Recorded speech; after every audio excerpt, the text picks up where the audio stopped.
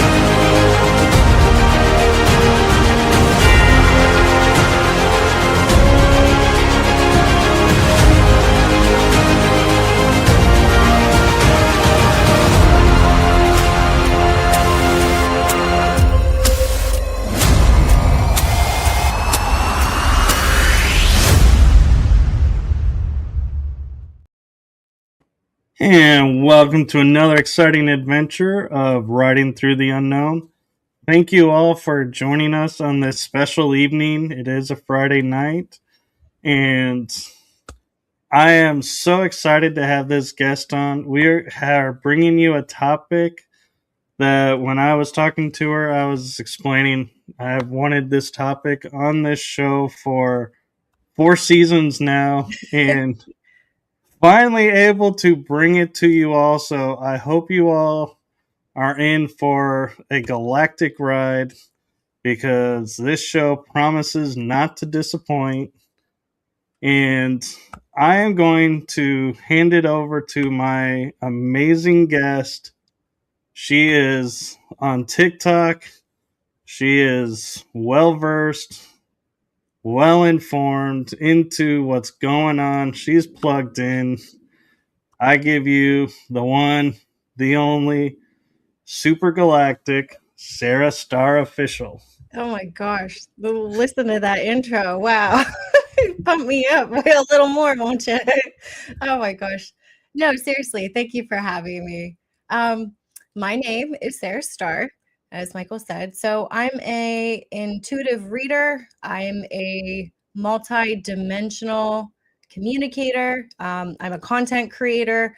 I do it kind of all for free.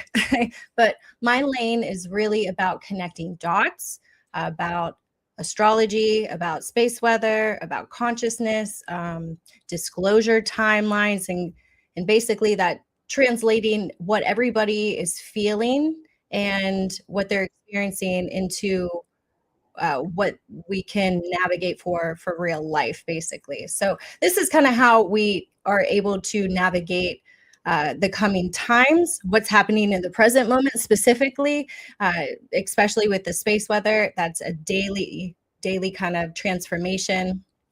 But really, what I'm doing is I'm connecting to people who are very sensitive, or at least I'm finding people that are very sensitive, people who resonate with multidimensionality. So star seeds, light workers. These are people who have really felt different their whole entire life. Now they're moving through like this big awakening process. It comes in layers. They're experiencing these dark nights of the soul where they're having emotional regulation problems all of a sudden correlated with space weather. So they'll have vivid dreams. They'll have synchronicities. They'll have these sudden clarity moments, and these come in waves or like a strong pull of truth. But the goal really isn't to convince anyone of anything. It's really to help people discern and to stabilize themselves and just to remember who they are while the world around them changes so fast. So thank you for having me on. I'm super excited for today's topic. That's what we talk about every day. I love it. Well, thank you, and I'm glad that we were able to connect and collaborate. And I want to start with the topic that we, were saying we were going to focus on because it is something I think that's important.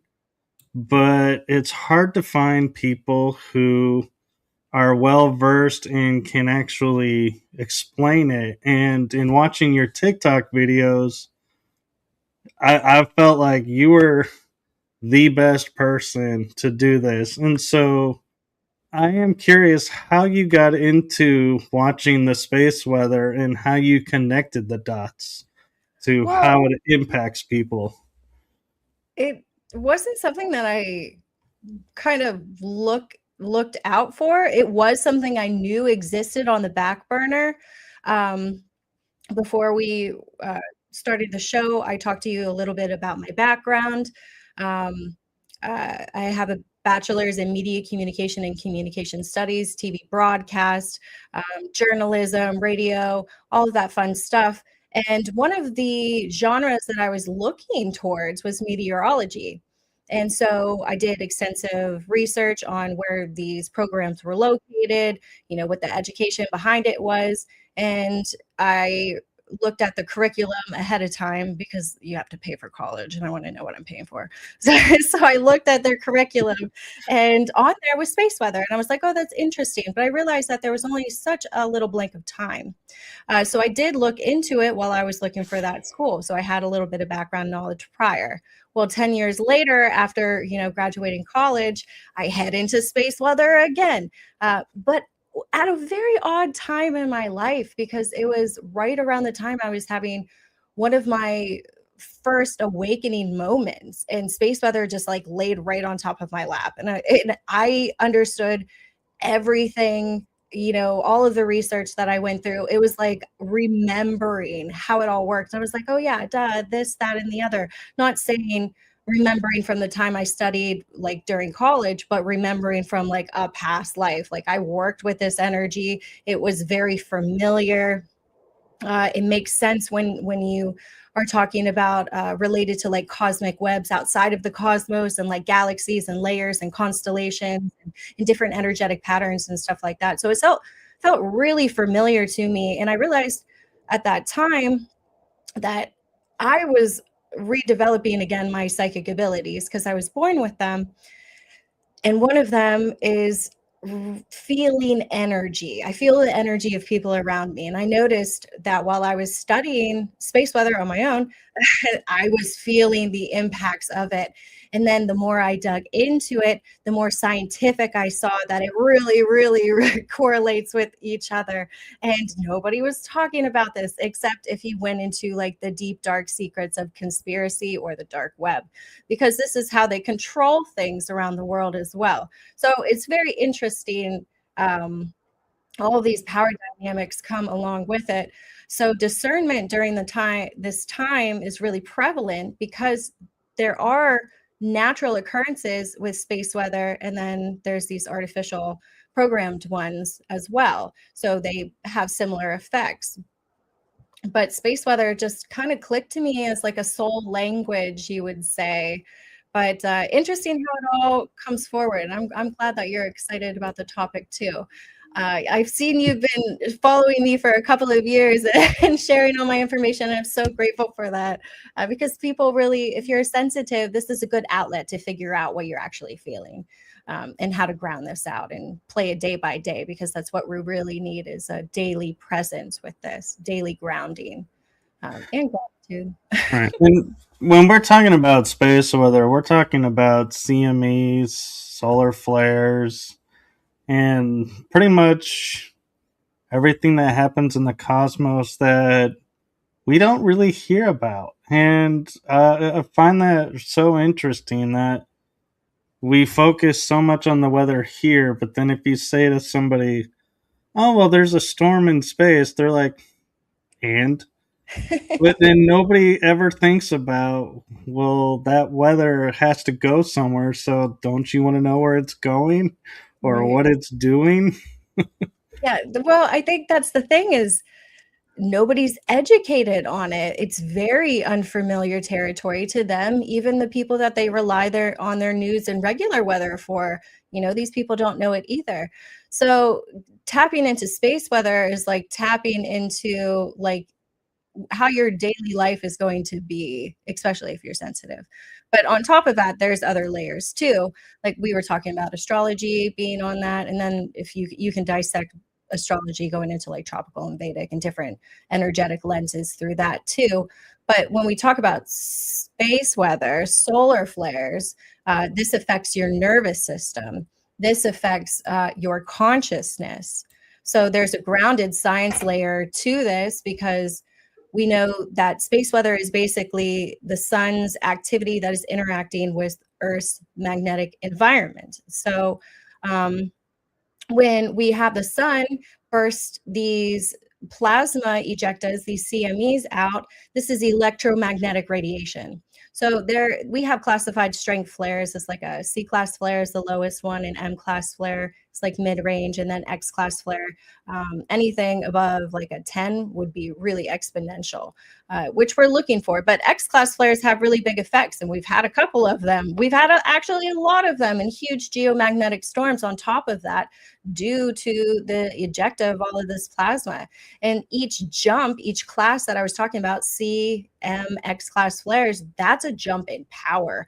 So these CMEs that I was talking about, these are coronal mass ejections, and these are basically just giant explosions of plasma that the magnetic field gets bombarded by. So it will eject from the sun's corona, which is like the surface of the sun, and then it heads in cosmic web directions wherever these energy ley lines are. Sometimes they're Earth directed, sometimes they are not. Depends of where these sunspot regions are located. And then there's also little background effects like the Parker spiral, just where it falls in. You know, there's a lot of different effects. We can go in for days, honestly, talking about it. But it does have effects with solar winds as well. So solar wind environment, that energy couples with the Earth's magnetic field. And when that happens, those geomagnetic storms come in. And we've been seeing us get into G5 categories. That's extreme geomagnetic storms. We're getting auroras that are coming all the way down into Texas. So even like Alabama was having them. So low latitude, high latitude, we're all getting these auroras, not normal. I don't know about you, but I don't remember ever having the aurora in the sky when I was a kid, or anybody talking about seeing the northern lights ever, except for in polar regions. You know, you would see those. But not just the geomagnetic storms we're getting solar radiation storms too. This is like high proton levels that come out from the plasma. So sometimes you have like electrons, photons, protons, neutrons, all that fun stuff. But the protons are what cause the solar radiation storm. Those take the longest to get to Earth. Yeah, usually you'll get the photonic light from the flare first, and then the electrons will electrify the atmosphere, and then the protons come in, and that's when you really feel it on your body because protons hold mass. So you're physically going to feel this. So you're having geomagnetic storms, solar radiation storms, and radio blackouts on top of all of that. So the radio blackouts, they kind of come first. But if the Earth is already highly electrified by a geomagnetic storm or a coronal hole, those also cause geomagnetic storms. There's multiple layers in this, and people are starting to feel these active conditions. Some people barely notice them. Some people feel everything. I don't know about you, but I feel everything, and it's not a fun superpower, like at all. I don't know. Hard transitional periods. I agree, and I'm kind of curious as, like you were saying, you know, I've been following you for a couple years now, and it seems to me like it's ramping up, and it's more frequent and more almost daily. Am I seeing it right, or is it just No, we're talking about it, and so it's now in the eye where before it wasn't, so it feels like it's more often. Right. I know what you're saying. Like I said, I've been kind of tracking this since 2020 actively. And we are in a solar maximum period, which is like 11-year cycle, but there's a bigger cycle that's on top of that. So that's why this is really important, because we're in an age of disclosure where this solar maximum is one of the more potent ones that we're having. And like, we're having more of a weakened magnetic field as well. So that's why these are stronger effects. And when you have a weakened magnetic field, more of that cosmic radiation comes in, more of those light codes come in. They activate dormant DNA. Without, like, you know how you have a certain light spectrum? Well, this is what this radiation does. It's in an invisible light spectrum, but it's doing stuff, it's doing stuff. So they come in different waves. So there's like delta waves, there's theta waves, alpha waves, beta waves, gamma waves. So we're looking at least with Earth, having 7.83 hertz kind of Earth beat like heart. And that's linked to human consciousness as well. But that's like that theta wave. But what we're experiencing now with the solar flares is this gamma wave radiation. So we're looking at like 30 to 100 hertz. And these are like spikes. And you can track this through different modalities on the Schumann resonance as well. And this is linked to a lot of high level integrity and tension. So you're going to get these aha moments when we have higher solar radiation that comes in on these peak days. So you're not crazy. This is very new information. This is like new age information that even scientists, they don't even know what they're looking at wholeheartedly unless they see the whole picture. But what this does is, like, the theta states that we are constantly in, that's very dreamy, that's very emotionally processing kind of states of mind. This is where the subconscious is surfacing. But then we have those bursts of gamma, and that's the clarity, that's the pattern recognition, that's the sudden insights, like I said, the aha moments. And these come during different cycles. And this also has to do with astrology and moving through like those different energetic cycles. Like I said, I can feel energy. So there's different layers that are on top of this. So if you have wild dreams or old memories that are resurfacing, or random emotional detoxes, like you're crying and you're purging and you don't know why, or like you suddenly see something, like in one day, you're like very high clarity all of a sudden. So it's your system that is sensing these invisible outside energetic factors, and it's creating these stress points on your body inside of your nervous system. Because it's invisible doesn't mean that it's not affecting you, just because you can't see it, like Santa Claus, you can't see it. Is it there? Well, he's not. But there's layers. Like I said, there's physical recalibration layers, there's emotional purging layers, mental rewiring like phases, there's energetic sovereignty layers. I would say like that would be the ending point, when you get to a certain point where you have a clear intuition or stronger boundaries because of these little integration beats that you go through. But they come in phases of intensity, and that's not so fun. Like at all, not fun. Right, and yeah, it does get taxing on the body. And with that in mind, we talk about how certain space weather can affect the nervous system. Yeah. And it also cause like blood sugar to go up and be like, and the stress levels to go up. And if so, what can people do that are sensitive to this to kind of pull it back and ride the wave, so to speak, easier? Yeah, that's exactly something that we need to tackle as well, because we have to have a common antidote for what we're feeling, especially if nobody's on board with like cymatics yet. So the natural way that you can eliminate or lessen the symptoms of what you're experiencing is really connecting to nature, And also this has to do with each person individually. Like if you're looking at your chart and you notice that you have barely, let's say your chart has a lot of fire elemental modalities to it, and there's barely any earth, you physically need to go outside all of the time and start grounding yourself, because there's nothing there to ground yourself. So this does go individually, but just grounding yourself in general, because that is going to take that excess energy out into your meridian points. You can either touch a tree, you can use your hands. These are meridian energetic points. You also have them on your feet. So grounding barefoot, that cycles that energy out, and it provides you to clear those chakra systems, or at least anything that is stagnant within your body. Same, like say you have a chart that has like a lot of earth, it will do the opposite, a lot of earth and no air. Well, to get anything started with you in action, you need to move your body. There's no other way. How do you create a spark? You have to move it.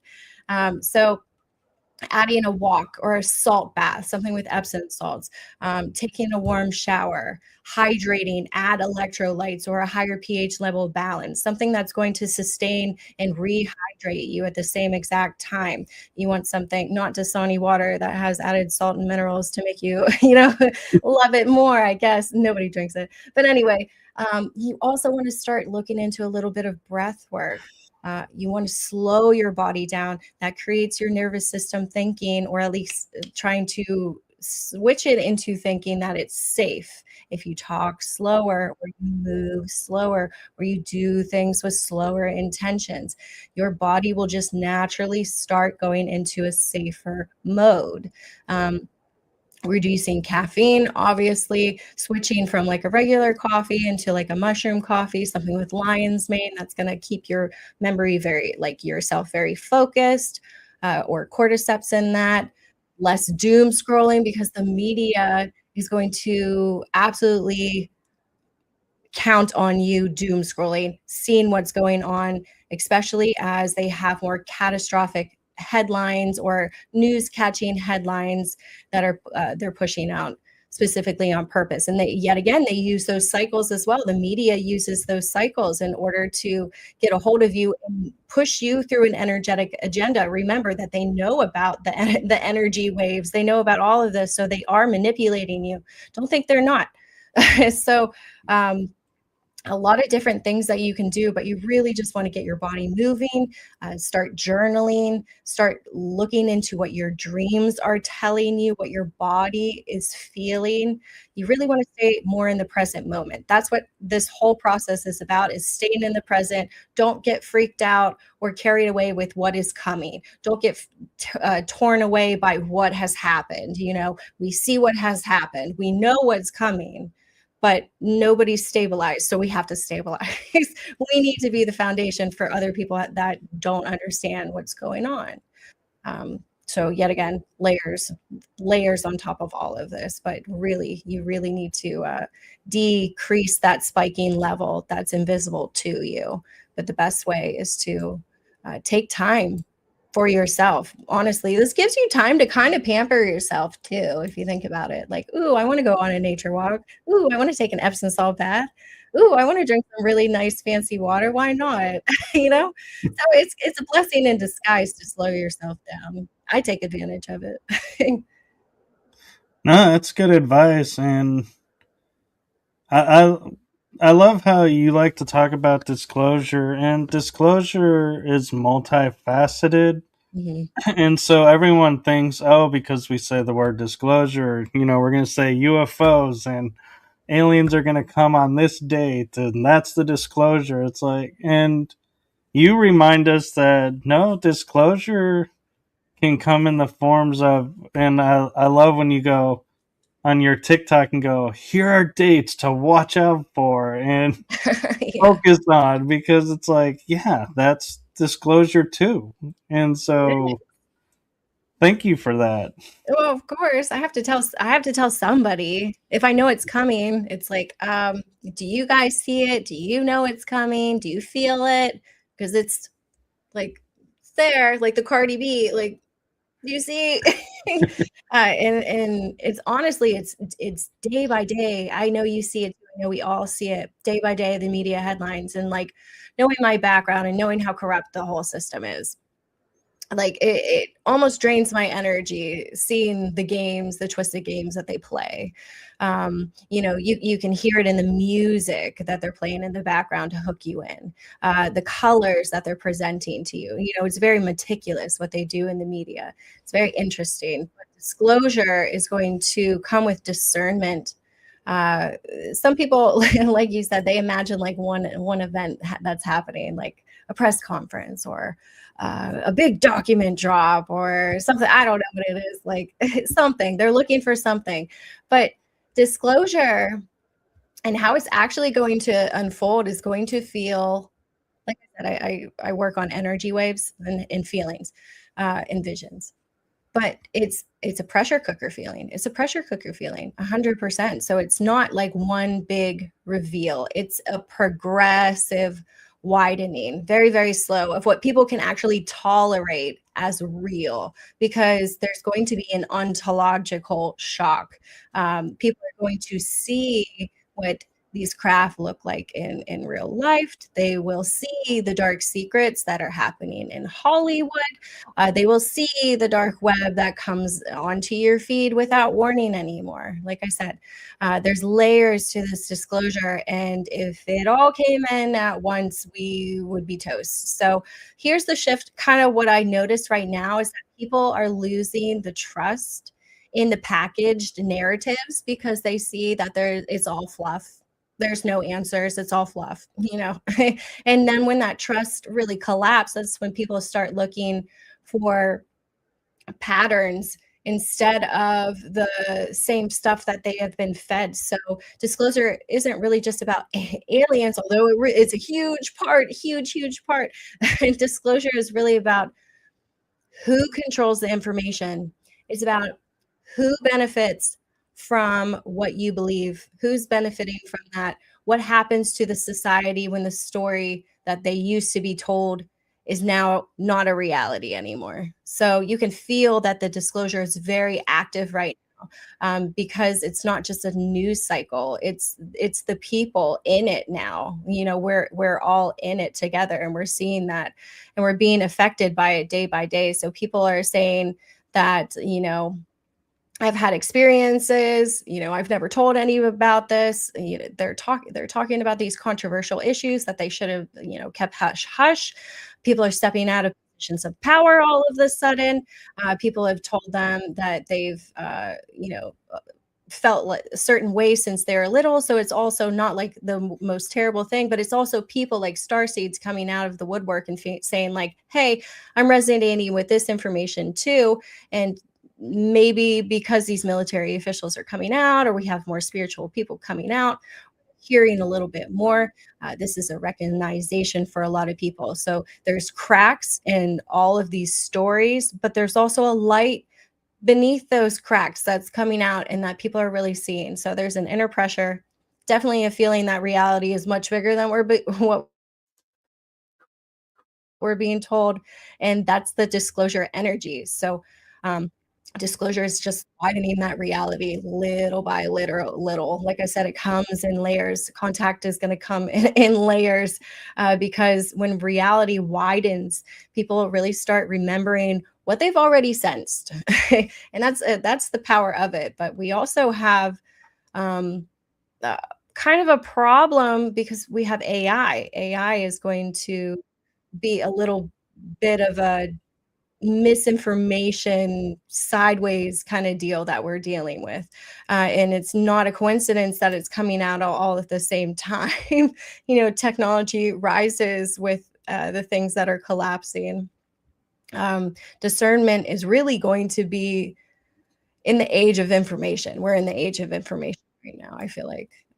And your platform gives people like me a voice to spread these type of uh, at least acknowledgments, or like I said, I connect the dots. So maybe I can help connect a dot.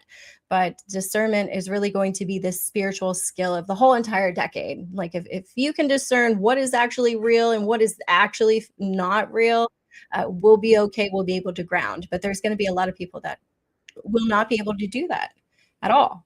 So we kind of almost have to hold their hands. That's okay. That's okay. We were there once. Exactly. That's the thing. It's a process, like a slow process coming in waves. You're a part of the first wave too. So we have to hold these people who are in the second wave and show that, yes, these dark things happen, but in a mature way, how do we step into the next phase together and make sure it never happens again?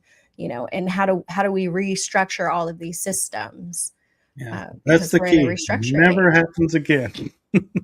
Say what? I said that's the key. Never happens again. Never, ever happens again. Once you remember it, let's never forget it.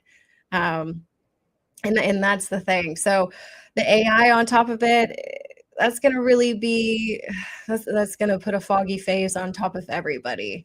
So discernment really is looking within. And like I said, working with energy. So say you're doom scrolling, like everybody does. You need to use your real intuition while you doom scroll. Look for the real data. Try to categorize what the misinformation is. What is the fear mongering? What is the spiritual entertainment? You know what I mean? These things are designed to hook you. But if you are scrolling and say you come across something and you have a weird feeling to it. So is this post giving you panic? Is it giving you hysteria? Maybe it's not true, because the truth doesn't really resonate with that frequency. There's truth there, but you have to dissect it. Like I said, you don't want to be dependent upon anything. You want to use your own discernment, your own research, check your own nervous system. The guidance will return to you whenever you take a pause. So stay away from that. I feel like AI is going to be really hard. I've seen some good ones. I know you've seen some good ones as well. I'm not happy about the AI. It's such a useful tool, but I see the Facebook. Whenever you look at Facebook social media posts, the AI is so rampant over on that social media platform specifically. I don't know why it's that one. I see it on other ones as well, but Facebook has got me a couple of times. These are smaller things, but I just like pattern recognition, so I'm just watching what are they trying to fool, because I'm one step ahead. I'm like waiting in the background, just watching it.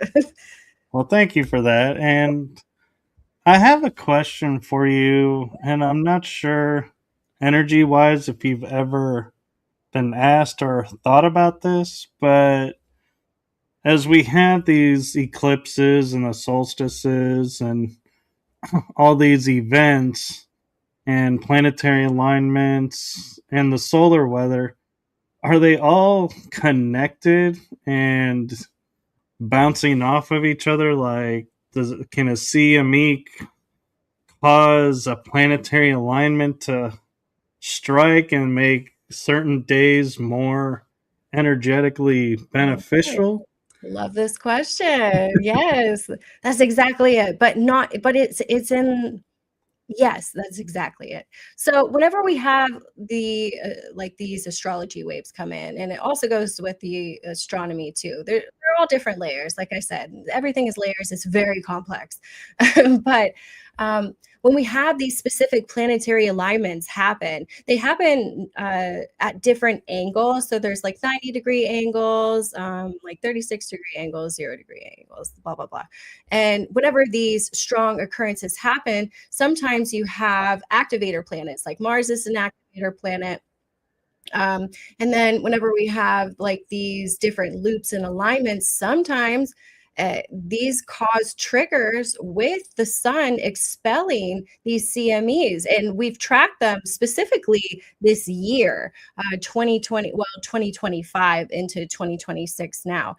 But when we have these planetary alignments, we're having increased solar activity. So it's a heightened awareness on a whole bunch of different amplified levels. Like I said, when we talk about astrology, this brings feelings and themes into the picture as well. So there's a bigger picture on top of all of this, and you can track this with the astrology as well. So yes, you're tracking the solar flares and the effects that it's having on your body, but you're also tracking a whole different layer on top of that of what you're experiencing in reality play out.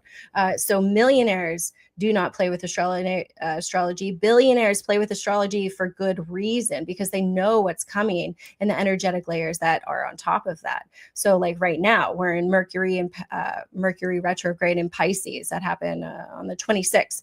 So a lot of people are experiencing these old memories start to resurface, or like spiritual experiences are starting to intensify, especially because we have this lunar eclipse that's coming in. So we're in a phasing out kind of transition, but we really have until March 20th. And then everything's going to spring forward a little bit more. But what we're seeing is that Pisces, it dissolves all of those boundaries and it blurs those timelines. So it was the perfect time for them to drop the UFO kind of, oh, aliens are real, right when like Saturn and Neptune are at 0 degrees in Aries and it's coming out of that Pisces fog. So everybody's like, what? Aliens are real? Because it's fuzzy. You know what I mean? But they set the structure boundary with Saturn. So they know what they're doing. I see what they're doing. So when we have this Mercury retrograde in Pisces on top of that layer, this is where that intuition is going to be met with confusion. So they're pushing weird narratives right now until March. But this Mercury is going to station there and stay there from like mid to late March. But this is like past connections will start reappearing in people's lives. This is where technology is going to start misfiring. So you're going to see glitches with AI and media companies. You're going to see psychic impressions. Those are going to start increasing. So we have, when we talk about Pisces in general, Pisces is ruled by Neptune. So during retrograde periods, this is like the illusion versus the truth, or like fantasy versus fact. That's what we're seeing in the period we're in today. You know what I mean? So spiritual insight versus like the delusion of spirituality. So like Chopra. How do you say his name? I can't say Deepak his. Chopra. Yes, that man, that gentleman. Yes, this man is like held on this pedestal and now it is crumbling. So we're seeing spiritual narratives crumble. We're also seeing that they don't want to open the UFO files because of religious reasons. So why would that be? So there we go. The illusion with the truth, the fantasy versus the fact. Why is it there? But it's crumbling and people are starting to see through it. So something feels magical and grounded. That will be a good sign. Flow with that. But if something feels very magical and destabilizing, that's going to be the hidden agenda. So you can pull yourselves out of these by like these energetic connections that you feel in your body when we go through these transitions, like today. So this retrograde really, I would say this retrograde specifically isn't really about chaos. It's really about the clarity through the review that we're getting. We're getting a reviewing period and a tiny bit of rest, especially with the sun. It's been quiet. I'm grateful for it. Although we have that one region coming back around, it was 4366. That was giving us all those X-class flares. And it didn't produce a geomagnetic storm or actually anything really from it. So it was really surprising. But right now, I mean, we even had a 2-day period where we had no sunspots on the sun, but we had a large coronal hole. So that was interesting. So yes, solar flares, astrology layers, all packed on top of each other. What we're experiencing now, major headlines are changing in 2026. It's all going to start making sense once you use that superpower of discernment. But yeah, I feel like we're in a shuffle right now. I don't know about you, but I'm feeling that shuffle. Oh, I am. And what I find interesting is like, I always will joke that weathermen being the perfect job because you can be wrong 90% of the time and still keep your job.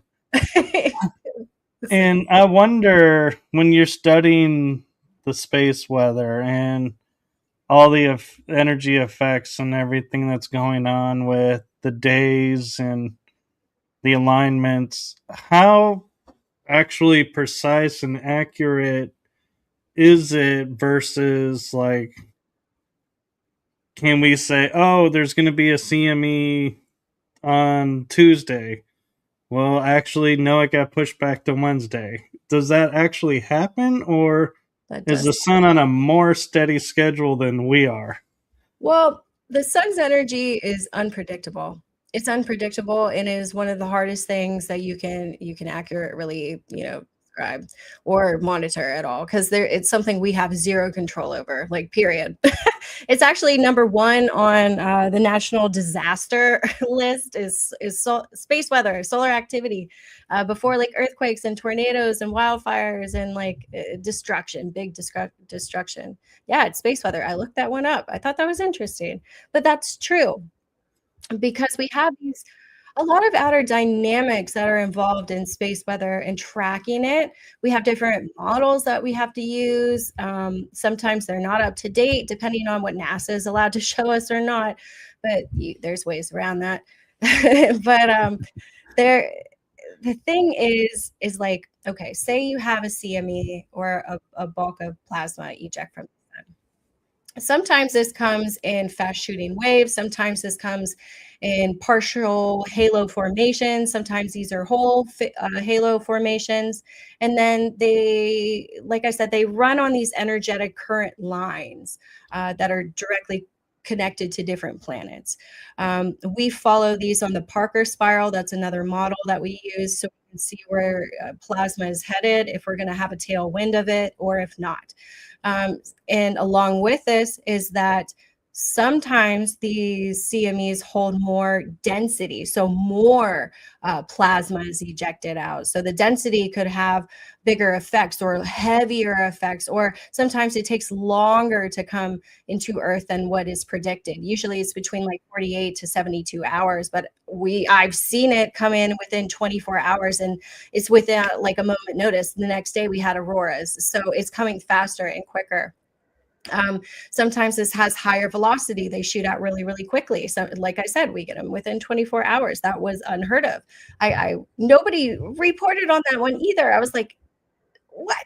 I've never seen this happen. And that's a problem. That's a problem. That means the magnetic field is just wide open.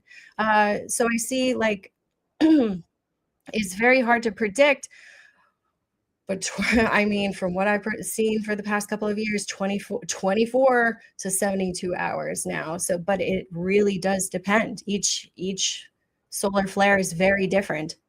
So some of them don't even come out. Some of them are just higher photonic light, and they just produce radio blackouts all on their own, just on the flare itself.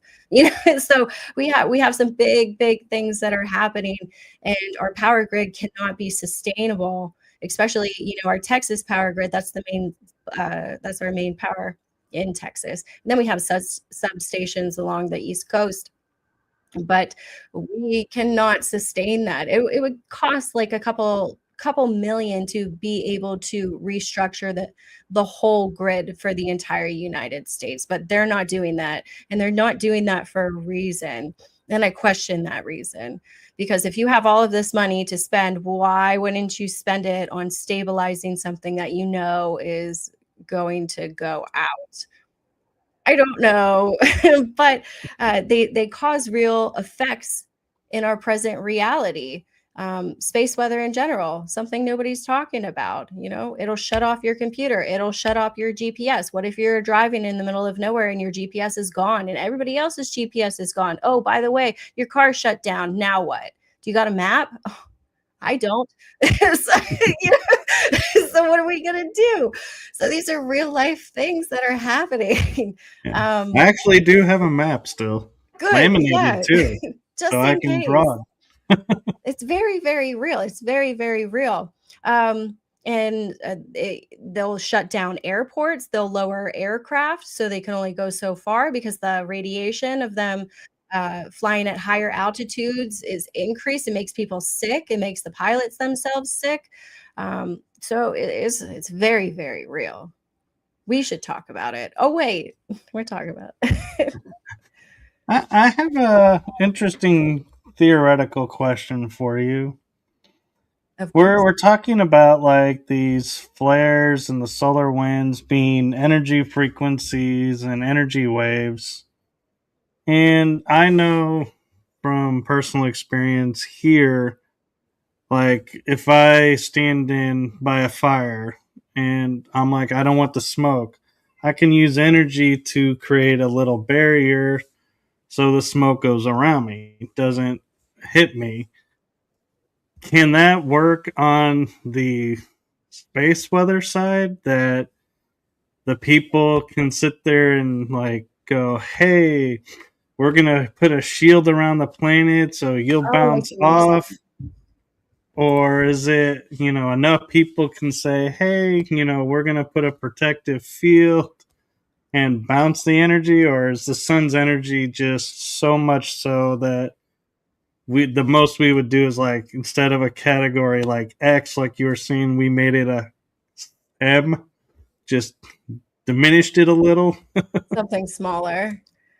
So you're saying, can we put or can they put energetic barriers upon themselves to protect themselves from the sun's radiation?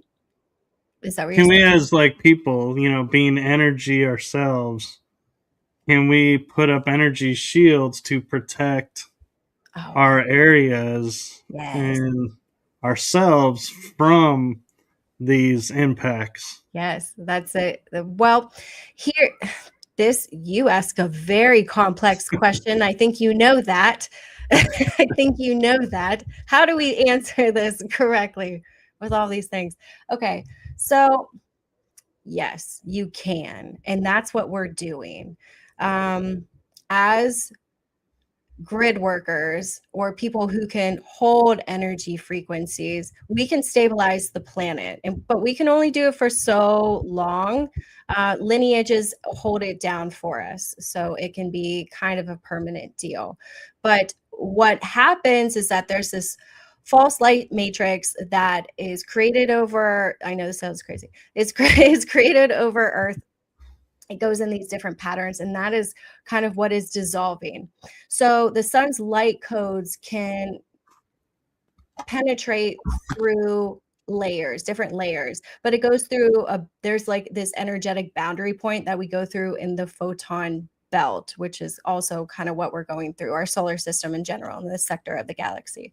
So it's higher photonic light that comes in, plus the sun's solar maximum coming in, so extra solar activity on top of all of that. So it diminishes this false light matrix that these extra or interdimensional races put on the planet. And when that happens, yet again, that cosmic energy comes in. Sometimes that's too hard to handle. So, what we have to do as human incarnates that are energy frequency carriers, holders, we create a frequency grid that can stabilize the positions alongside interdimensional beings that are also helping stabilize the poles. Because when the solar maximum happens, what happens with the sun is that its magnetic poles they shift. And when that happens, our magnetic poles start to shift. So if we can stabilize all of this together, then we won't have as catastrophic occurrences on the planet, because it's happened in the past where the poles have flipped and everything was gone. This was the floods with Noah, the mud, everything was gone. So, and that's kind of why they're here now, is we're trying to stabilize it so it doesn't happen again. So yet again, it's waking everybody up, getting them on these frequencies, whether they know it or not, doesn't really matter. We're stationed all over the place for a reason, to stabilize across the globe. I know that sounds crazy, but I know you asked that for a reason. Oh, I did, because my next question is that why the star seeds Yeah. are waking up and being so many versus in the past being like one maybe on the west coast, one on the east coast? Now it's like, oh, there's like 400 on the west coast Yep. and 600 on the east coast. Now it's like, Listen. did they wake up and activate and arrived because they knew this was coming, and so to create a barrier. Right. And a lot of people, they don't even know that they're these souls. They're just doing the work on their own without even knowing it at all. So, like I said, when we go through these photon belts with higher photonic light that comes in, more of these solar data codes come and integrate through brainwave patterns, through your body rhythms, and it's just a natural occurring waking up process whenever you do it to a planet specifically. So it's supposed to be, like I said, in waves, so it's tolerable, it's more digestible for everybody. But yeah, we're waking up little by little in order to stabilize. But there's these processes that happen, and the ones who have the higher dimensional souls are the ones that wake up because we already have more of the light coming in. So we're like, oh yeah, there it is. And it's just a very familiar feeling. And they start researching and looking for a community or a reason why they're feeling the ways that they're feeling. And then we all just kind of come together. And the faster we all come together, the quicker we can get this over with.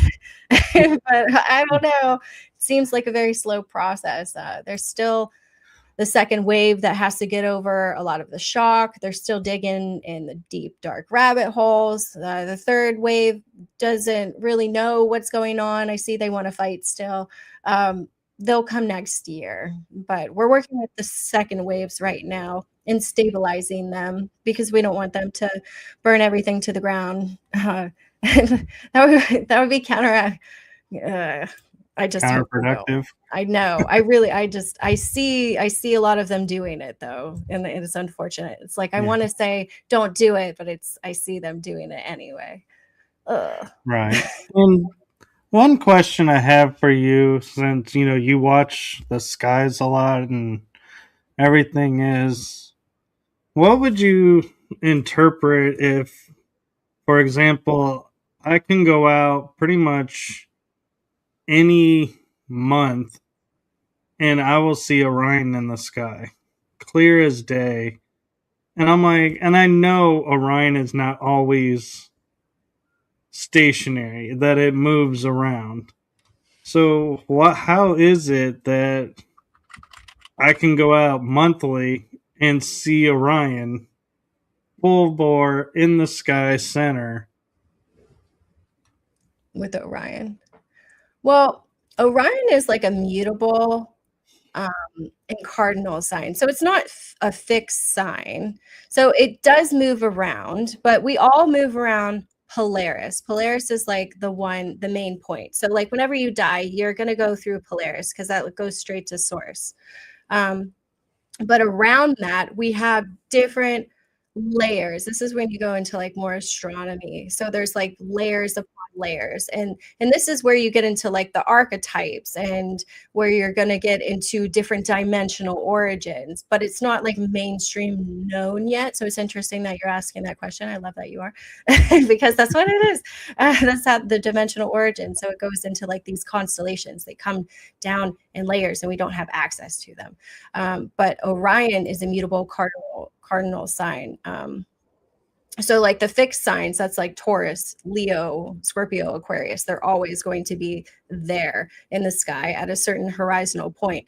But we do move around and our axis changes. So when our axis changes, we experience the fixed signs where they're supposed to be, but then we have like these mutable cardinal signs that are just like moving around.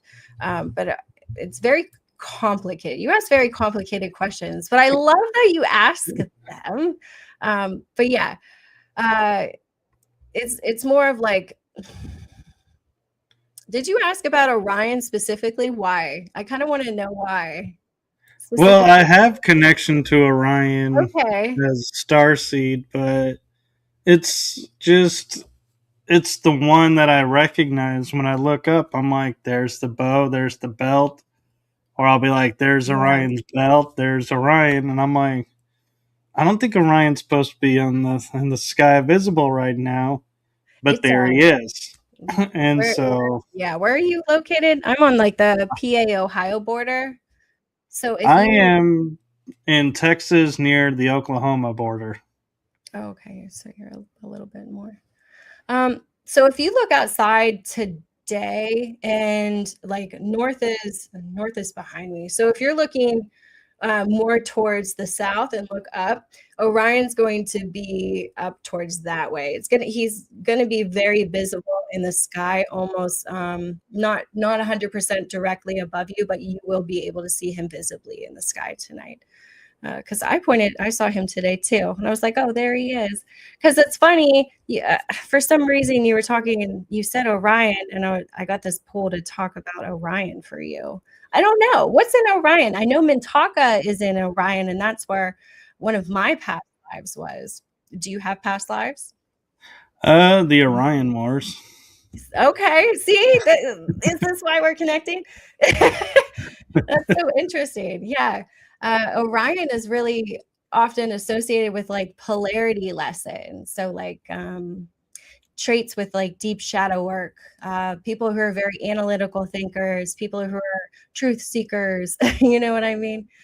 So now again, these are like those archetypes that I was talking about. These are archetypal frameworks, energetic like frequency layers on top of that. So where your soul resonates with these different locations is often, that's a past life synchronicity. You're looking at it for a reason, you're feeling different for a reason, or you have like this strong pull to these places. But each star seed identity is spread so far across that they all have different traits that are associated with them. Like you said, the Orion Wars, it was absolutely crucial for them to leave the planetary systems in the higher dimensional, like the higher what is this, higher area of the Orion constellation, because below the belt, that's where like the reptilians are, some insectoid races, and then a lot of the gray races as well. And then they were taking over where the belts were at. So Mintaka is that ending belt line. If you're looking from left to the right, it's the furthest one on the right. And that planet was taken over. That was one of the water planets. And then you have in the higher constellation of Orion, that's where like there's a melting pot, like a big melting pot of different species and races over there. But they're higher dimensional, they are part of the Federation as well. And so the Orion Wars was absolutely devastating to the whole constellation itself. Millions of different species and races perished. Planets were exploded. There was refugees that had to take refuge in different constellations like the Pleiades and Sirius. Some passed away, and they didn't go back to those constellations at all. They went further. But when we talk about different star seeds, there's different perspectives, different energetic layers that are on top of that. I just thought it was really interesting that you were talking about Orion. Well, if you think that's interesting, you're going to really love this next question then. The moon. Now that it's visible in the day, because I remember it not being ever visible in the day growing up. But I can go out and like yesterday saw the moon. Today, no moon. Tomorrow may not be a moon. I saw the moon today and yesterday. It's up there. That's what's always is like interesting me now, and why I think a lot of times like it's an artificial construct up there, because how can it be visible one day in the sky and then not visible the next day, visible, maybe not visible for 2 days, and then visible? It's like random when it shows up. Well, I haven't seen that, but I have heard it, and I have seen it a lot on other people's videos where they're experiencing this. Now, it doesn't happen in my reality, but that doesn't mean that it's not happening in other people's realities. We're not on all of the same timeline. So people could be experiencing these things a lot differently than when I'm experiencing them. So I'm not saying anybody is crazy or wrong, because you're right. The moon, there is holographic moon technology, but the moon is also very real, and it has very real races that are on there with different agendas, including us. We have a base there. We've had a base there. But with the moon, that's an interesting question because that's something I've been thinking about and pondering is the dimensional reality or the timeline reality of everything, different perspectives. Why are people seeing it and recording it and we're not seeing it over here? Like you said, you didn't see the moon, but I saw the moon today. I saw it during this the daytime too. Um, and you're right. I don't remember ever seeing the moon during the daytime when I was a kid. I can honestly say that, like at all. I don't remember the northern lights, and I don't remember the moon during the Right. day.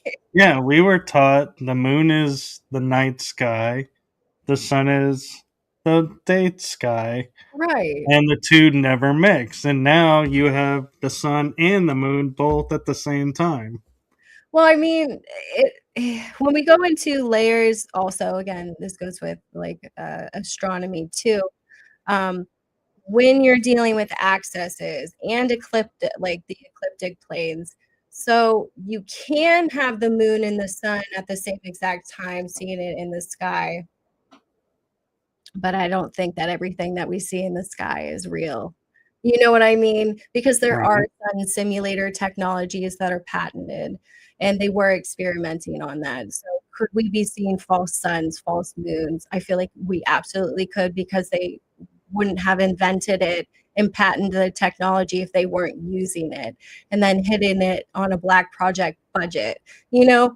So we have to question these things. And I'm glad that you're questioning these things because it's very real and we have to stop like pretending that it doesn't exist and that they're not using it. Like why is it still being funded? Let's talk about that. If it's not real, why are we still funding the projects, everybody? Exactly. So I'm seeing it. Yeah, the moon's a really interesting topic. I feel like they're gonna when will they talk about the moon? That's gonna be an interesting one. I don't know. I feel like they're whenever they do the UFO disclosure topics, I feel like they're gonna produce redacted files at first, but there's going to be glimpses of alien bodies. I think there's going to be glimpses at high definition um, video footage in photos of UFOs themselves in different spacecraft so they can widen their minds. But I also think it's going to be a big shock. So I feel like UFO disclosure is going to be more about the craft at first and then the aliens. But when are they going to talk about all the hidden things that they did? Like with the secret space mission and, you know, the moon landing and the reptilian ships. And then when are they going to talk about what happened during World War II and the Mars base and the Dark Fleet? And when are they going to talk about Ganymede and, you know, what's on Saturn? And let's talk about what's on Jupiter. And let's talk about the Venusians there on Venus. And let's talk about Meldeck. Like, when are we going to start the ball rolling on the whole thing? Because this is a big, big ball of of everything that they've hidden for Yeah. thousands of years, thousands of years. It So I is. feel like the And moon is going to be a big topic because it's active. We see it all the time. And when will they introduce that? I'm well, and excited. what surprised me is some indigenous cultures have legends of the moon being placed in the sky. So Yeah. they were there before there was a moon. And I thought that's interesting. So I went to look. The Zulus in Africa have stories of they were around before the moon existed in the Oh, sky. The Greeks have a whole cultural name for cultures that were around in the Greek area of, with no moon. And I was like looking at this and going, okay, and the pre Columbians talk about no moon in the sky while they were in existence, that it came later. And I was like, wait a minute. We have pre Columbians, so we'll say South America, indigenous tribes, North America. Maybe they talked. But then how do you explain Africa and the Mediterranean? right. Because those four are, we're told, never met. but yet they all share stories of pre-lunar civilizations. So I was like, the moon was not what we were told in school, being a piece of the earth that broke off and has been floating around us. And then I remember, I don't know if you You're right. remember, when they shot a rocket at it and it rang like a bell. Oh, yeah, that too.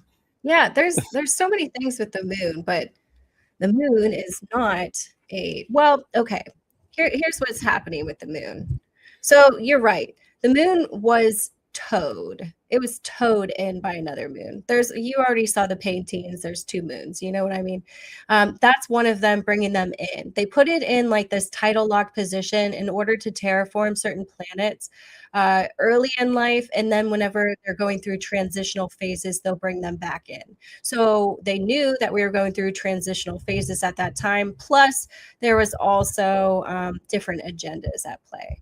I think you know about the agendas, the different Right. DNA programs that they were playing with, but they monitor species that are developing and they bring these new constructs in. I mean, it's not almost every planet has them. Ours is just bigger, and they put it there for a reason. They know it's influential. They know that it deals with different tidal poles. They designed it that way. Usually, biospheres are made like by Octurians for the most part. They have like the best advanced like technology, and they create biospheres. So usually they'll take it from like different sectors, and then they'll have it on different planets, and then they'll station it around until they need it at a certain location. So they just brought it over to Earth, and they decided, hey, we need to monitor them now, or hey, we're doing this other agenda as well behind the scenes, and they're not telling anybody. uh, the moon is very, very strategically placed there. Yeah, Yes. and I had a guest who had a book, and I forget the name of the book. It started with the T, and they were saying that yes, the moon was towed in, but it's eventually going to crash into the earth, that it's on a degradation cycle. And I was like, I don't know that I actually, Never do that. That would be a waste you of know, technology. picture the moon getting closer and hitting us. Oh, like the movie Moonfall? Well, it could be like that. And then I look at where they show we're not in a circular orbit, we're actually in a spiral chasing the sun. I've seen that That's image. interesting. I've seen that. What do you think about that with all that you do? Do you feel like that's more accurate, or I think that's more accurate because we are in this spiral developing, because that's just the framework of source. It goes in a spiral.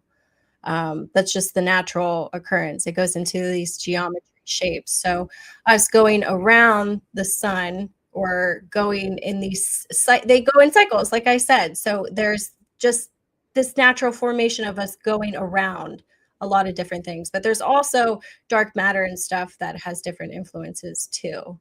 So it's just very broad topic. I was like, I should have dissected this a lot more. So many I don't layers. know. Well, and the one thing that caught my attention about space when I was a kid was I looked up one day and there was this like bluish line across the sky and the horizon, and someone goes, "Do you know what that is?" And I said, "No." They go, "That's the Milky Way." Oh yeah. Isn't And that I was like, in my mind, I go, "That can't be the Milky Way because it's a straight line across the sky." uh-huh. Science tells us if we're in something, you can see it to the left, you can see it to the right, but it cannot be a continuous line. So if we saw the Milky Way as a continuous line, do we leave the Milky Way? We're on the we're kind of towards the outskirts, which is why we're more isolated and why we were able to be taken over more easily in this sector of the galaxy, because we were alone. There's planets here that are terraformed in this sector, but not as many as the other clusters going towards source. Those are higher dimensions. There's more there. So to come out into the density of the 3D place that we're at, we have to be so far out. But what you're seeing, like the Milky Way, yeah, it's everything's a spiral. But what you don't see the whole thing. So it's like what you see in the sky, it's like half a bend, but it still goes all like it's a circle or a cycle, galaxy spiral. Okay, because my mind was like, yeah, this is the entire length of the Milky Way galaxy. Oh, There's not no the whole way I thing. could be seeing it in its Yeah, entirety because we're no. supposed to be in it. That's just like a tiny, like you see a tiny arm, like a tiny arm of it. It's huge, and it's infinite. Um, and it just goes on. It's so expansive, but I love the feeling of it. Like whenever, I don't know, whenever I feel like when I talk, I feel energies. So Right. when we talk about the expansiveness of space, and then just where everything is located, like there's just these little energy pockets that happen. And then with the dark matter as well, these are what your human eye perception cannot see. So it's dark, that's all. But it's actually like it's colors you haven't seen, brighter, higher dimensional. And we move around these sectors too. So they have little energetic bubbles around them that protect certain areas. But our sector of the galaxy, like I said, we're on that outer skirts of the arm. So we were left alone for a little too long.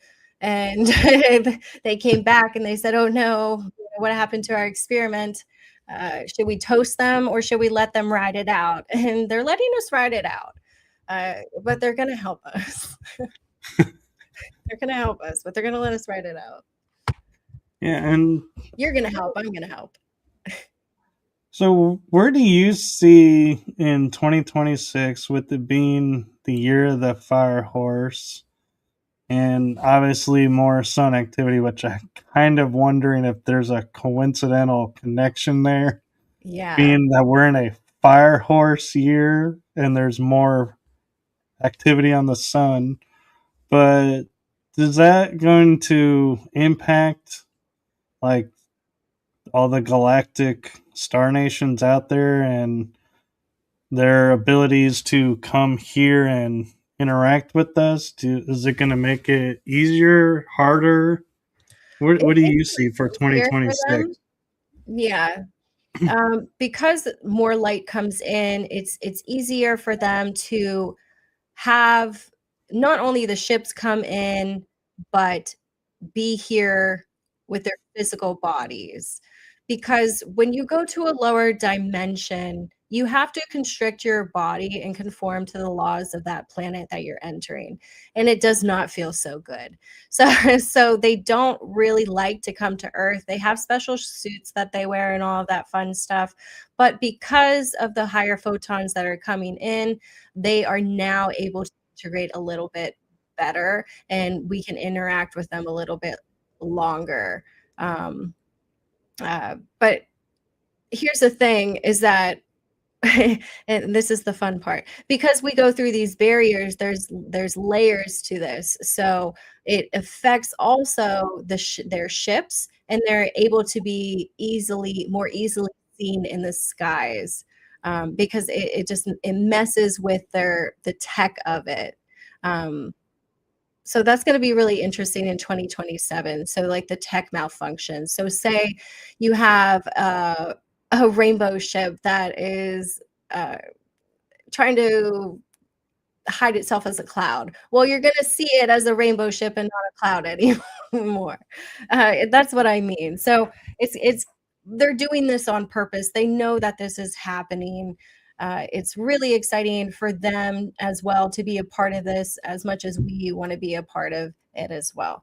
So they're coming here with really good intentions, but they're giving us room to breathe and to be able to take those baby steps on our own, because we ultimately have to give them the okay to move forward and make contact. But yet again, this is going to go in cycles. And 2026 is really an interesting year. 2026 itself. So we have that Saturn moving into new signs, the institution pressure, Uranus shifting signs, technology. There's going to be rebellion spikes because of this. There's going to be Pluto. Pluto moves through like power centered signs in 2026. So this is like corruption is going to surface. Yeah, 2026 is not random chaos. This is absolutely a structured recalibration. They're counting on this. They want people to see that the governments have issues. There's transparency issues there. Obviously, they're fighting amongst each other because they're bummed that they weren't in the know. You know what I mean? There's financial restructuring that's happening at the same time. Technology and AI acceleration. There's going to be disclosure narrative shifts that are going to happen. Whistleblowers are going to start coming out a little bit more. They're going to be given the stage. They're going to pretty much push the military whistleblowers first because they still want to miss a military presence. They're using that theme. But there's also this religion paradigm that's going to be shifting, and that's why they're having a hard time disclosing the UFO files, or so they say, because of religious factors, because people are going to, ask the question, where are they from? Who are we? I thought we were alone. Who am I? Why am I here? Who's God? They're going to start asking these big, big questions. So religion is going to start shifting little by little. Not saying we're going to get into the whole shebang in 2026, but small details enough for them to palate it, I would say. 2026 is going to feel like you cannot live that old version of yourself anymore, and it's just bursting out and you're done with it. So people are going to leave their careers. Their identity is going to change. There's going to be boundaries that they're going to put in place because they're done with a lot of stuff. They're going to leave outdated systems. So they're not going to choose the same media outlets like CNN and Fox because they've been lying to them, and people are sick of it. So they're looking for people that they can trust energetically, whether they know it or not. They're looking for a frequency that they can tune into that is the truth, and that they feel safe, because their whole structure is going to fall and they need a safety net. Like I said, you got to find a safety net to harness that nervous system. So there's going to be parallel structures that are going to be building at the same time with that foundation, which would be like you and me. So it's really not a collapse. It's a lot of pressure. It's a lot of evolutionary pressure to change. And I feel like that fire horse energy is pushing us in, that we have really big planetary alignments that are going to be happening in July, end of June, going into July. And then our nodals are going to change at the end of July, Aquarius and Leo. So there's going to be big switchbacks around that time as well. So we're in a very active cosmic window this whole entire year, from late February into early March. This is going to be a period, like I said, about recalibration. So we're in that reviewing phase. That lunar eclipse is going to kind of take everything that we saw, like the UFO and the Epstein files and all of that, and it's going to transition it into a different phase. So we collapsed it out. We saw what's happening. We acknowledged it. Okay, cool. Now what do we do with it? Let's think of this on the back burner. And then spring forward, momentum's going to start going really, really fast for the entire next rest of the year. So emotional releases and shifts in both individuals and collectives, all on their own. So I see 2026 being pretty intense. It feels pretty intense. It's only February. Wait, is it? Yeah. End of February. Yeah. And you bring up an interesting point that they're able to, with the energies right now, photonically be able to be here and a little easier.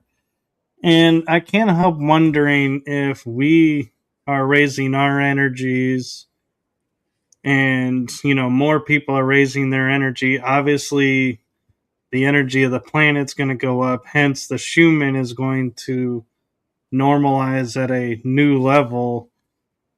Is that something that you think is, we are in fact raising the Schumann resonance, and that's why it's off the scale so much? Is so many people waking up and tuning into their energy and learning how to utilize it and exist in it? Or is the energy going to spike up and then slam back down, and we're all going to be like, oh my god, how am I can't move because the energy is so low from where I was and I'm feeling so dense now? Well, I think it's going to shift. I don't think it's going to be one thing. I think it's going to be fluctuating the entirety of our life, until it stabilizes at a new frequency later down the line. I don't see that stabilizing until after like we pass away. I feel like there's different energy currencies that are going to happen after we pass away. Whatever those may be, I don't have access to them because they say I'm not going to be okay. But they said it'll be fine. But you're right. We are upgrading our frequencies as well. And as we continuously do that, a lot of us are tapping into that DNA. And when we tap into our DNA, unbeknownst to us, we are tapping into telepathic communication. And this is going to be one of those contact occurrences. So, upgrading our frequencies when we do it correctly in a conscious manner, in a mature manner, where we're set on more of a love, equality, oneness kind of frequency, is when we'll be able to have this one-on-one interaction with interdimensional beings, because they want you to get to a certain frequency level so you can do that. The quicker we get there, the quicker this can happen and we can have this contact experience. And then they're going to bring in more of like their technology, their cultural ways. But I don't think we're at an appropriate position as a planet to bring in other civilizations from other worlds and say, hey, we're humans, aren't we great? When we can't get them, we can't get along with each other. I mean, we can, but we're just overpowered. It's not really us. Oh my gosh, it's almost embarrassing. Yeah. We, Like, we put too many people on pedestals and say, oh, look, they're better than me. I'm going to follow that person and just do what they did instead of thinking for ourselves. yeah. Yeah. Well, we also do have to stay sovereign as well. Sovereignty is a really key in trusting who you are and trusting your instincts and your value as well. So it's different. It's a different process for everybody that is going through it. Not everybody has had the same upbringings or the same traumas. Um, uh, they're different motives that come through at different times in order to spark specific frequencies at specific times. That sounds so vague, but I feel like it's so precision. Like they're showing me when I say these things, they show me in layers of how it works. And I'm like, what? I It don't does. It does, though. I know it's like they're just these layers, but they're layers upon layers. And it's just so massive that like one person like me can't explain it all. It's all of us together that have to explain the whole story because it's too much. It's too much. Human brain's only like this big. I That's know. what it feels like diving into these topics, You're very well versed. You know what's going on. I do. And yeah, and that's one of the things I love about watching your videos is it's like I know what's going on, but I can't put it into words. And I watch your videos and I'm like, there, she just shared it. I I'll tried. just share that one out because she said it better than I did. Oh, I appreciate that. Sometimes my words do not come out right at all. I'm very more like I always say this, English is not my first language. Telepathy is my first language. It takes so much time, effort, and energy to move your jaw and make sounds. And then create meaning of something very complex that barely anybody on earth knows, and put it into like the human consumption form. It's very, very difficult. I try my best. I mean, I passed public speaking. I swear I did. But sometimes like I said, you have to ground me. I will go, wee. Oh, no worries. I'll go with for a while. I know you, you'll send me there first though. That's funny. I'll be like, what took you so long? I know. Too much. We're actually getting close to an hour and a half. And Oh, so good conversation. it's been a lot of fun. And I want to ask real quick before we go, since you put out these like pay attention to dates and stuff that's going on, is there anything in March that you feel like March. now would be a good time to say, hey, here's a heads up, think ahead, plan ahead? Yes. Yeah, because we're in a recalibration moment. So what's happening right now? Actually, we just had Mercury retrograde go happen in Pisces. So I told you about the technology that's happening, the illusions versus the truth and all of that fun stuff. Well, tomorrow we have something fun going on as well. We do have a planet parade that's happening. Now, this is like Mercury, Venus, this is Saturn, Jupiter, Uranus, Neptune. They'll all be visible in the night sky. They're going to line up along the ecliptic. But they're not all at the same degree. So it's not like the most significant planet parade that we have had, but there are energetic themes that go along with this. Like Mercury is about like reviewing and reflecting. Venus is about like your finances, relationships. So yet again, refining these type of things. Saturn's about that responsibility, that structure. Jupiter is about expanding your belief system beyond what you thought it would be. So I'm seeing like there's a strong sense that humanity is just standing at a threshold right now, and they are in a review period before they're allowed to go into the next step. So after this planetary parade, we're going to jump into this March energy. And March energy is a lot lighter than a lot of the other months. So I am going to welcome March. I really am. But the days leading up to this eclipse, which is on Tuesday, on the 3rd, you're going to feel this emotional pressure build up. So this is not going to be the most fun time. Because people are often going to feel very restless. They're going to feel very introspective or nostalgic. There's going to be emotional sensitivity that is coming out. They're going to feel more intuitive. And then when we go into that blood moon lunar eclipse, that's going to be in Virgo.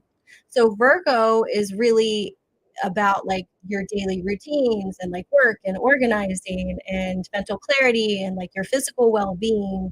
So this is going to be a very supercharged full moon. Full moons already bring in cultivation and emotional illumination.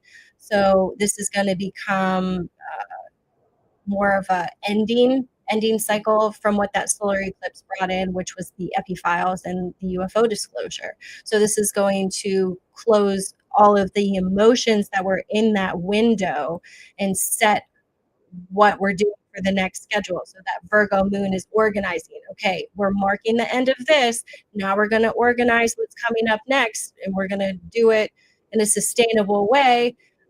But we're going to have this strong urge to declutter. So people are going to want to go and comb through the files. It makes sense. So it's like reorganizing things in order to make room for something that's going to be beneficial coming through. So people are going to have body sensitivity during the lunar eclipse. Yet again, supercharged full moon that's going to have a tidal effect on not only the waters but on your body itself. So your body's going to feel really tired, or you're going to feel emotionally fatigued. Then kind of through after that lunar eclipse happens, we're going to have a nice little lull period, which always makes me question if space weather or solar activity is going to be active during that time.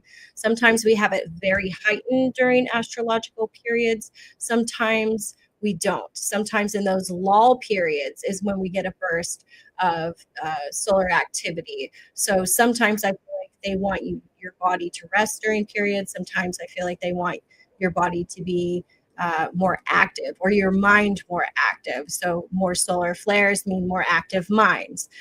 So I feel like definitely not a time to rush any type of decision, especially with that Mercury retrograde going on. First 2 weeks of March into April are really about integration. uh, Time to observe everything and shift internally, because we're not ready to take a jump yet. I know some people are like really, really ramped up and they really want to do that. They say, now's the time, I'm sick of this. Wait for a second, because that's going to blow over. If we react now, it's not going to be as monumental as if we were rebuilding and realigning and had all our shit together, So wait for a second, reflect, realign, release all of that stuff, and then we're going to rebuild, because we have some big triggers that need to be released individually, collectively, of what's going on. And then in the coming weeks, it's about restructuring that process again, being emotionally more introspective, opening yourself up, because we will ultimately be faced with crossroads again. But if you're feeling any of those type of things, that just means that you're in sync with what's going on with the energy in the sky right now. So this is really more about a period of listening rather than forcing, um, observing rather than like reacting right now would be beneficial, or like releasing. You don't want to suppress or cling to anything. You really want to release it. And the more you stay grounded, the clearer the guidance will become, I would say. So I feel like that's what's going on in March. Like probably the more low key month. Fingers crossed. Maybe. Well, thank you. And real quick before we go, where can people follow you? Oh, yeah. So you can go either to my TikTok, my Instagram. I have a YouTube, a Facebook. I have a Threads, sarahstarrofficial.com. That's SarahStarrStarr. I can't even spell my name. Sarah Starr Official. Or you can go to my website, sarahstarrofficial.com. I do natal chart readings. I do starseed origin readings. So it's like I look at a close version of who you are, your energetic signature, what your karma is. If I look into your origins, I look into your primary, your secondary. I look into timeline activations that are coming up. Just trying to recalibrate people, trying to find them on the right path. It looks like everybody is looking for who they are in this moment, because everything is changing right now. So if you have been feeling that, you are not alone. If your nervous system is loud, stabilize it.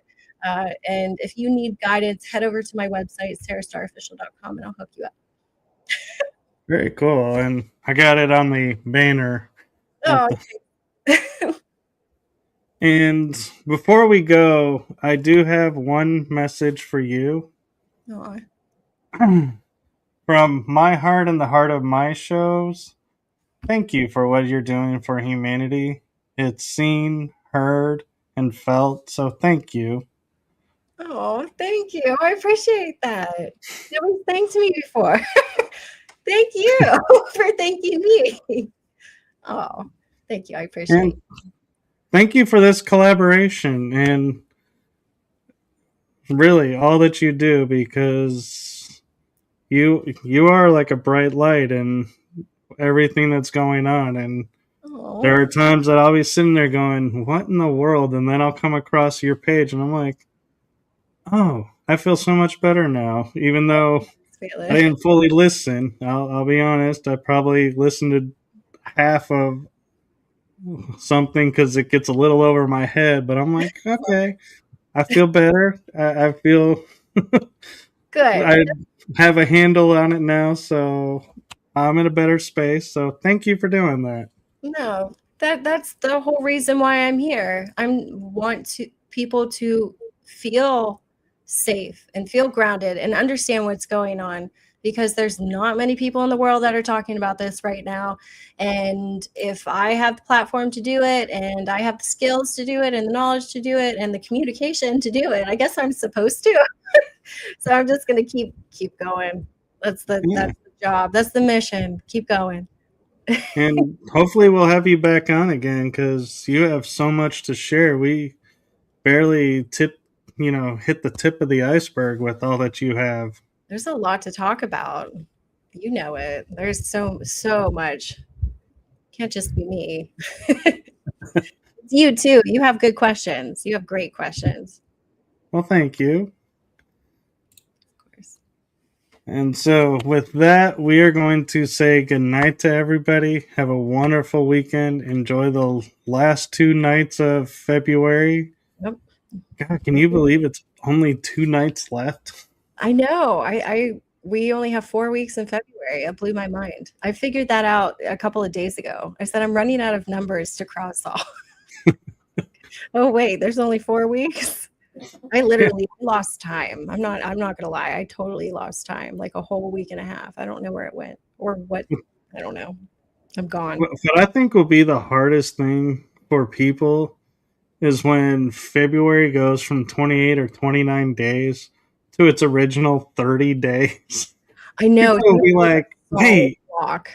We have an extra day. How did we get this? This is not fair." I know. I wonder when they'll fix the calendars. I know. I was asking that. I was asking that a couple days ago. When, not in our lifetime, I don't think they're going to fix the calendars. But I wonder when they will switch them back. I wonder. Yeah.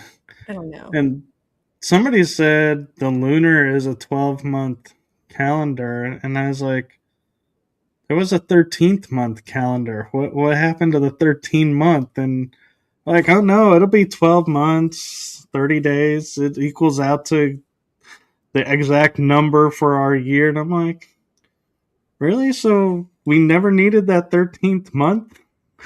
That doesn't seem right. It would all be a solid block, and everything would work out numerically, but there's also hidden layers when we talk about switching the calendars and the energies. And that would be a whole different topic to talk about. But we can go there too. There you go. Show 2. Yeah, that's a good topic. That is. Well, thank you again for this collaboration, and thank you to everybody who's watching. And please like, subscribe, and follow along. And I normally don't do this, and this is something new for me. And let me see if I can find it. They move stuff around all the time on here. Is if you like my show and you're want to support it, there is a QR code in the corner where you can donate. And I don't get paid for doing this. Sarah doesn't get paid for doing what she does. So any support you guys can give us, from liking our posts and sharing our stuff out to help with the algorithms, to donating money, all of it is greatly appreciated. You all are who makes this possible. We could sit here and talk to ourselves and it'd be fine, but you're really who we're doing this for, to help. And so just want to offer that out there for everyone. And be sure to like, follow, and subscribe Sarah as well on all of her platforms. I guarantee you will love her videos. She does very high quality videos. Thank you. I try. I do. I attempt it. It's important. Thank you for having me on. I really appreciate you giving me a voice, and people like me a voice. We really need to collaborate again, for sure. Yeah, so I'll be in touch with dates, and we will set something up. And with that, we are going to say good night, and we will kick off the outro. Good night, everyone. See ya.